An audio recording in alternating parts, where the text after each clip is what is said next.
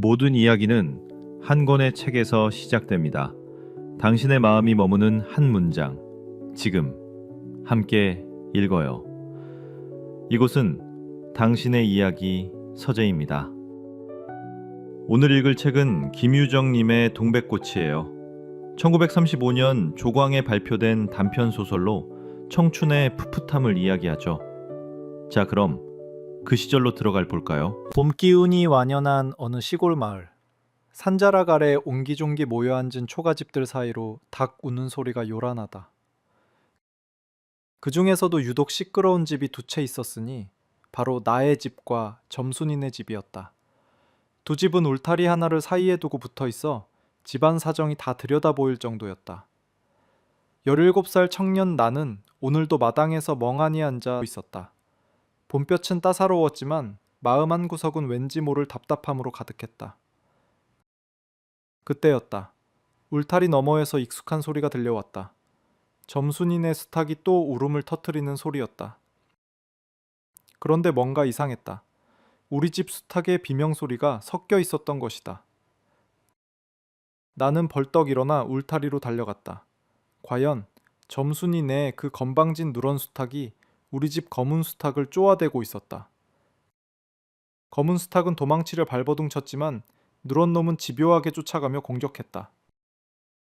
이놈들이 또! 나는 마당으로 뛰어들어가 두 수탉을 떼어 놓았다. 검은 수탉은 털이 뽑히고 벼슬이 찢어져 피를 흘리고 있었다. 누런 수탉은 의기양양하게 목을 쭉 빼고 서 있었다. 화가 치민 나는 누런 수탉의 멱살을 잡아 울타리 너머로 내던져 버렸다. 그때 점순이네 대문이 벌컥 열리더니 점순이가 뛰어나왔다. 16살의 점순이는 붉은 댕기를 늘어뜨리고 아직 때묻지 않은 얼굴로 나를 노려보았다. 왜 남의 집 닭을 던지는 거야? 니네 닭이 우리 닭을 자꾸 괴롭히잖아. 닭이 싸우는 건데 뭘 어쩌라고. 니네 닭이 약해서 그런 거지. 점순이의 눈에는 장난기가 가득했다. 분명 이 계집애가 일부러 닭싸움을 시킨 것이다. 나는 그걸 알면서도 입이 떨어지지 않았다. 요즘 들어 점순이와 마주칠 때마다 이상하게 말이 잘 안 나왔다. 가슴이 두근거리고 얼굴이 화끈거렸다. 점순이는 나를 물끄러미 바라보다가 갑자기 킬킬 웃으며 집 안으로 들어가 버렸다. 나는 그 모습을 멍하니 바라보다가 문득 정신을 차리고는 검은 수탉을 안아들었다. 상처를 보니 더욱 큰했다. 이 다음엔 꼭 이겨야 해. 그날 밤 나는 잠을 이루지 못했다. 자꾸만 점순이의 웃는 얼굴이 떠올랐기 때문이다. 저 계집애는 왜 자꾸 나를 괴롭히는 걸까? 닭싸움을 시키고 놀리고 비웃는 걸까? 그런데 이상했다. 화가 나면서도 점순이를 보면 가슴 한구석이 간질간질했다. 다음 날 아침 나는 일찍 일어나 검은 수탉을 살폈다. 상처는 아물어가고 있었지만 기운이 없어 보였다. 어미닭들과 함께 모이를 쪼아 먹는 모습이 영 볼품없었다. 며칠이 지났다. 봄날의 햇살은 더욱 따스해졌고 논밭에는 초록빛 새싹들이 돋아나기 시작했다. 나는 아버지를 도와 밭에서 일을 하고 있었다. 호미로 땅을 파고 씨앗을 심고 물을 주는 일. 단순하지만 힘든 농사일이었다. 땀을 뻘뻘 흘리며 일하고 있는데 저 멀리서 누군가 걸어오는 모습이 보였다. 붉은 댕기가 햇빛에 반짝였다. 점순이었다. 나는 괜히 가슴이 철렁했다. 또 무슨 장난을 치러 오는 걸까? 점순이는 치마폭에 뭔가를 싸 들고 있었다. 가까이 오자 김이 모락모락 나는 게 보였다. 구운 감자였다. 노릇노릇하게 잘 구워진 감자가 3개나 있었다. 너 감자 먹을래? 뭐? 네 거 집엔 이거 없지? 아까 막 구웠는데 맛있어. 점순이의 얼굴이 붉어졌다. 평소에 건방지고 당찬 모습과는 달리 지금은 어색하고 수줍어 보였다. 나는 순간 가슴이 뛰었다. 감자를 받고 싶었다. 점순이가 직접 구워온 감자를. 하지만 입이 떨어지지 않았다. 아니, 이상한 심술이 올라왔다. 필요 없어. 우리 집에도 있어. 그래? 가봐. 일하기 바쁘니까. 그 순간 점순이의 얼굴이 새빨개졌다. 눈에 금방이라도 눈물이 맺힐 것 같았다. 점순이는 입술을 깨물고는 치마폭에 감자를 다시 쌓아 안았다. 그리고는 아무 말 없이 휙 돌아서서 뛰어갔다. 댕기가 바람에 펄럭이며 멀어졌다. 나는 그 모습을 멍하니 바라보았다. 갑자기 후회가 밀려왔다. 왜 그렇게 말했을까? 점순이가 건네는 감자를 받았으면 좋았을 텐데. 하지만 이미 늦었다. 점순이는 이미 저만큼 멀어져 있었다. 나는 왜 그랬을까? 그날 밤도 나는 잠을 이루지 못했다. 점순이의 슬픈 얼굴이 자꾸만 떠올랐다. 감자를 들고 수줍게 웃던 모습, 거절당하고 새빨개진 얼굴, 울먹이며 뛰어가던 뒷모습, 모두가 나의 가슴을 짓눌렀다. 그 이후로 점순이가 달라졌다. 예전처럼 장난스럽게 웃으며 말을 걸지 않았다. 오히려 나를 보면 고개를 돌렸고 길에서 마주치면 쌀쌀하게 지나쳤다.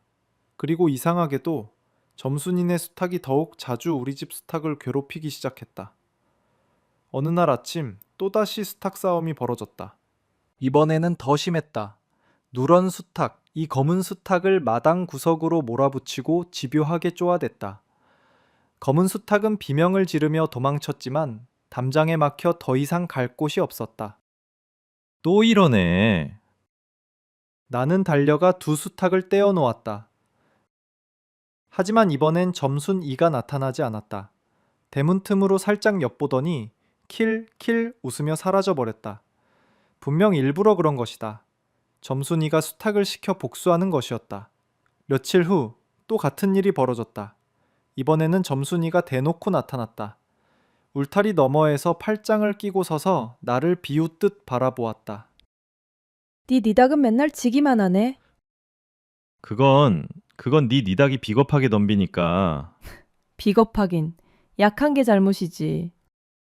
점순이는 그렇게 말하고는 휙 돌아서 버렸다. 나는 주먹을 불끈 쥐었다. 화가 났다. 아니 속상했다. 점순이가 저렇게 차갑게 구는 게 다 나 때문이라는 걸 알았기 때문이다. 그날 밤 나는 계획을 세웠다. 검은 수탉을 강하게 만들어야 했다. 그래서 다음 싸움에서는 꼭 이겨야 했다. 그러면 점순이도 다시 예전처럼 웃어줄지 모른다는 생각이 들었다. 다음 날 나는 부엌에서 고추장 단지를 꺼냈다. 어디 선가 들은 이야기가 있었다. 닭에게 고추장을 먹이면 힘이 세진다는 이야기. 사실인지는 몰랐지만 지푸라기라도 잡고 싶은 심정이었다. 너 이거 먹고 힘내야 해. 알았지? 나는 검은 수탉에게 고추장을 먹였다. 수탉은 처음엔 고개를 돌렸지만 억지로 입에 넣어주자 어쩔 수 없이 삼켰다. 하루, 이틀, 사흘. 나는 매일 수탉에게 고추장을 먹였다. 수탉의 눈에 조금씩 생기가 돌기 시작했다. 일주일쯤 지났을까? 나는 자신만만했다. 이제는 점순이네 수탉을 이길 수 있을 것 같았다. 그래서 일부러 검은 수탉을 마당에 풀어놓았다. 점순이가 보면 분명 누런 수탉을 보낼 것이다. 오늘도 지고 싶어? 한번 해봐.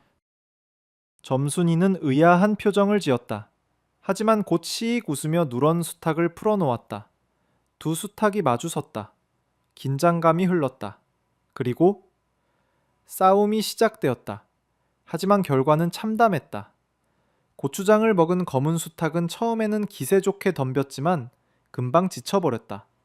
오히려 배탈이 난 듯 비실비실했다. 누런 수탉은 여유롭게 검은 수탉을 제압했다. 완패였다. 뭐 했다고 저래? 더 약해진 것 같은데? 휴. 나는 아무 말도 할 수 없었다. 점순이의 웃음소리가 귀에 쟁쟁했다. 가슴이 무너지는 것 같았다. 검은 수탉을 안아들고 돌아서는데 등 뒤에서 점순이의 목소리가 들려왔다. 약한 건 어쩔 수 없나 봐. 그 말이 비수처럼 꽂혔다. 나는 고개를 더 깊이 숙이고 터벅터벅 집으로 걸어갔다. 봄도 중순에 접어들었다. 산에는 진달래와 동백꽃이 만발했고 새들은 지저귀며 날아다녔다. 하지만 나의 마음은 봄날처럼 화창하지 않았다. 점순이는 여전히 차갑게 대했고 닭싸움은 계속 졌다. 모든 게 엉망이었다. 그날도 나는 아버지 심부름으로 산에 나무를 하러 갔다. 등에 지게를 지고 낫을 들고 무거운 발걸음으로 산길을 올랐다. 땀이 줄줄 흘렀지만 마음은 더 답답했다.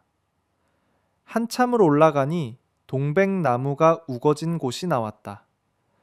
봄볕을 받아 동백꽃이 활짝 피어 있었다. 노란 꽃잎이 바람에 흔들리며 향기를 날렸다. 아름다운 풍경이었지만 나는 그저 나무나 베러 왔을 뿐이었다. 나무를 베고 있는데 어디선가 호드기 소리가 들려왔다. 맑고 청아한 소리였다. 나는 낫을 내려놓고 소리가 나는 쪽을 바라보았다. 큰 바위 아래 동백꽃 그늘에 누군가 앉아 있었다. 붉은 댕기가 보였다. 점순이였다. 점순이. 점순이는 호드기를 불고 있었다. 눈을 감고 봄바람을 느끼며 평화로운 표정이었다. 나는 그 모습을 넋을 잃고 바라보았다. 저렇게 고운 모습도 있구나. 평소에는 건방지고 놀리기 바쁜 점순이가 지금은 마치 산속의 요정 같았다. 그런데 그때 나의 눈에 이상한 광경이 들어왔다. 점순이 앞에서 또다시 수탉 두 마리가 대치하고 있었다. 검은 수탉과 누런 수탉. 또 싸움을 시키려는 것이 분명했다. 또 이러는 거야. 순간 머리끝까지 화가 치밀었다. 분명 점순이가 일부러 여기까지 수탉을 데려와 나를 놀리려는 것이다. 감자 거절한 게 그렇게 밉나? 매일같이 이렇게 괴롭혀야 직성이 풀리나? 나는 이성을 잃었다. 지게 막대를 집어들고 달려갔다. 그리고 누런 수탉을 향해 있는 힘껏 내리쳤다.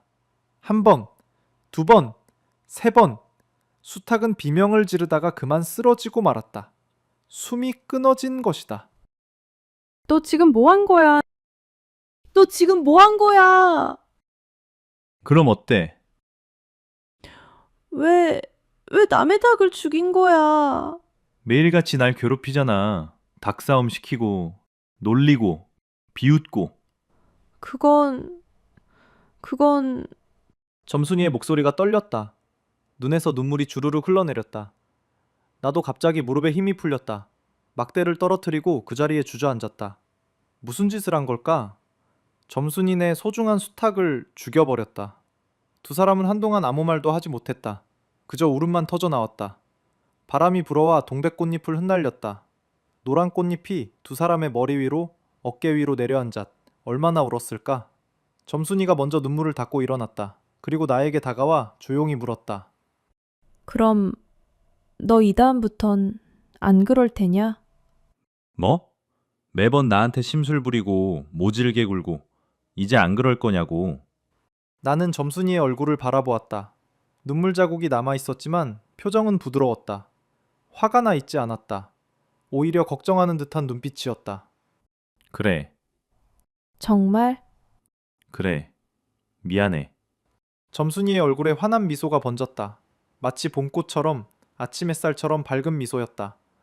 나는 처음으로 점순이의 진짜 웃음을 본 것 같았다. 놀리는 웃음도 비웃는 웃음도 아닌 진심으로 기쁜 웃음. 닭 죽은 건 안 잃을 테니 염려 마라. 우리 어머니한테도 네가 잘못한 거 아니라고 할게. 하지만 괜찮아. 나도 너무 심했어. 점순이가 갑자기 나의 어깨에 기대었다.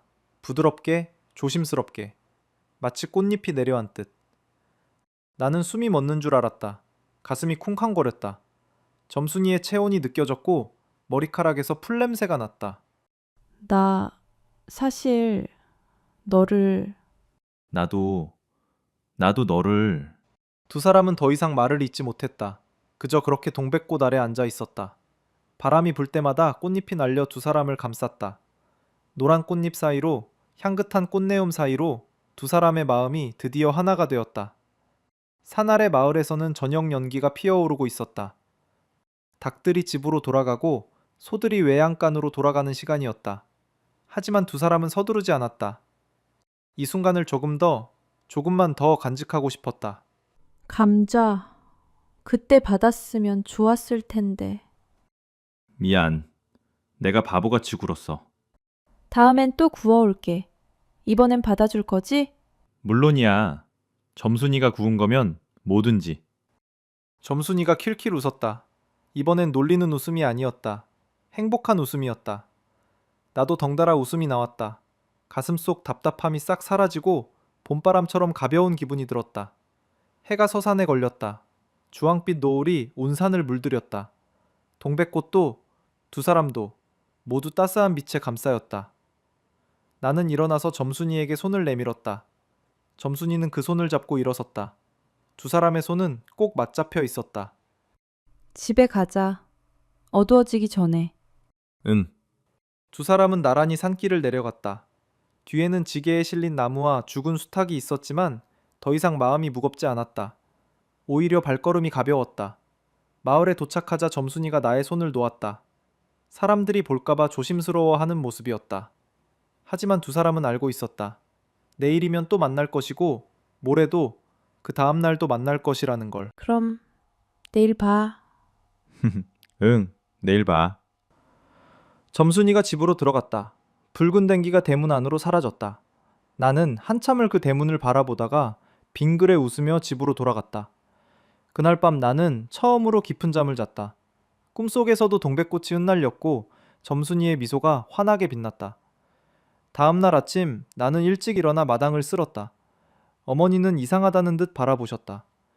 평소에는 아침잠이 많던 아들이 해 뜨기 전에 일어나서 마당을 쓸다니. 하지만 나는 그저 흥얼거리며 빗자루를 움직였다. 울타리 너머에서 점순이네 집 문이 열리는 소리가 들렸다. 나는 슬쩍 고개를 들어 바라보았다. 점순이가 물동이를 이고 우물로 향하고 있었다. 두 사람의 눈이 마주쳤다. 점순이가 살짝 미소를 지었다. 나도 웃음을 참으며 고개를 끄덕였다. 그렇게 봄남날은 계속되었다. 마을에는 따스한 바람이 불어왔고 들판에는 꽃들이 만발했다. 두 집의 수탉은 더 이상 싸우지 않았다. 점순이가 새로 키운 병아리가 자라 젊은 수탉이 되었지만 검은 수탉과 사이좋게 모이를 쪼아 먹었다. 점순이와 나는 이제 서로를 괴롭히지 않았다. 오히려 밭일을 도와주고 나무를 나눠 먹고 산에 함께 올라가곤 했다. 마을 사람들은 두 사람을 보며 빙그레 웃었다. 다들 알고 있었다. 저 두 청춘이 서로를 좋아한다는 것을. 어느 날 점순이 어머니가 나의 어머니를 찾아왔다. 두 분은 대청마루에 앉아 오랫동안 이야기를 나누셨다. 나는 부엌에서 귀를 기울였지만 자세한 내용은 들리지 않았다. 다만 두 분의 웃음소리가 마당 가득 울려 퍼졌다. 그날 저녁 어머니가 나를 불렀다. 얘야, 점순이네 어른이 왔었다. 네. 그게 내년 봄에 너희 둘 혼례를 치르면 어떻겠냐고 하시더구나. 정말요? 너도 좋으면 그렇게 하마. 점순이는 착한 아이고 부지런하고 마음씨도 곱단다. 나는 대답 대신 환하게 웃었다. 어머니는 그 웃음을 보고 모든 걸 이해하셨다. 아들이 이미 마음을 정한 것을, 그리고 그 마음이 진심이라는 것을. 그날 밤 나는 잠들기 전 창문으로 밤하늘을 바라보았다. 별들이 반짝이고 있었다. 저 멀리 산 위로 달빛이 내려앉았다. 그 산에는 동백꽃이 아직 피어 있을 것이다. 내년 봄에도, 그 다음의 봄에도 계속 피어날 것이다. 나와 점순이의 사랑도 그렇게 계속될 것이다. 봄마다 피어나는 동백꽃처럼 향기롭고 아름답게. 바람이 불어와 창문을 흔들었다. 마치 점순이의 대답처럼 느껴졌다. 나는 미소를 지으며 눈을 감았다. 꿈속에서 다시 동백꽃 아래로 갔다. 그곳에는 점순이가 웃으며 기다리고 있었다. 그렇게 시골 마을의 두 청춘은 서툴고 투박했지만 진심 어린 사랑을 이어갔다. 수탉 싸움으로 시작된 오해와 갈등은 동백꽃 향기 속에서 모두 풀어졌다. 그리고 그들의 사랑 이야기는 마을 사람들 사이에서 오래도록 아름다운 이야기로 전해졌다. 봄날, 동백꽃이 필 때면 사람들은 이야기했다. 저 꽃 아래서 두 청춘이 사랑을 속삭였다고. 투박하고 서툴렀지만 세상 어느 사랑보다 진실했다고. 그래서 동백꽃은 더욱 아름답게 느껴졌고 그 향기는 더욱 달콤했다. 해마다 봄이 오면 산에는 동백꽃이 피어났다. 노란 꽃잎이 바람에 흩날리며 마을을 감쌌다. 그때마다 사람들은 추억했다. 그 꽃 아래서 탄생한 아름다운 사랑 이야기를. 세월이 흘러도 그 이야기는 잊히지 않았다. 할아버지는 손주에게, 어머니는 딸에게 계속해서 전해졌다.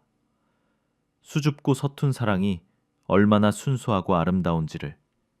그리고 진심은 언젠가 반드시 전해진다는 것을. 동백꽃은 오늘도 피어난다. 봄바람에 흔들리며 향기를 날리며 사랑의 이야기를 속삭인다. 그 꽃잎 하나하나에는 나와 점순이의 추억이 담겨 있다. 싸우고 삐지고 울고 웃던 그 모든 순간들이. 그리고 마침내 서로의 마음을 확인했던 그날의 설렘이. 봄은 다시 온다. 해마다 변함없이. 동백꽃도 다시 핀다. 해마다 변함없이. 그리고 사랑도 계속된다. 시대가 바뀌어도 세상이 변해도 진심 어린 사랑은 영원히 아름답다. 이것이 바로 동백꽃 아래서 탄생한 사랑 이야기. 시골 마을 두 청춘의 서툴지만 진시간. 그래서 더욱 빛나는 이야기이다. 이야기의 끝은 늘 시작이죠. 오늘 당신의 마음엔 어떤 문장이 남았나요? 그럼 다음 이야기에서 다시 보아요. 구독, 좋아요, 꾹.